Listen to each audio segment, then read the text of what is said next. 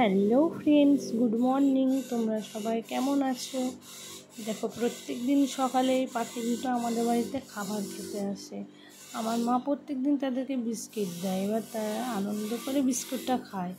কিন্তু আজকে কাণ্ড হলো, এই দুটো শালিক পাখির মধ্যে হঠাৎ করে একটা কাক এসে হাজির হয়ে গেল তাদের খাবারে ভাগ বসাতে। দেখো, কাকটা এসে যে খাবারটা খেতে, পাখি দুটো ভয়ে কী করবে বুঝতে পারছে না। পাখি দুটো না খেয়ে দাঁড়িয়ে আছে, ভাবছে ও কখন যাবে আর কখন এসে ও খাবে। তো দেখবে দুজনের মধ্যে যখন আর একজন নতুন কেউ আসবে, তখন তাদের মধ্যে ঠিক এইভাবে ভাঙনটা ঘটে।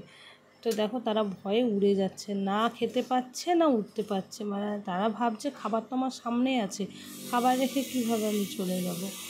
কিন্তু তারা উঠতেও পারছে না, খেতেও পারছে না। শেষ পর্যন্ত আমি কাকটাকে তাড়িয়ে দিলাম।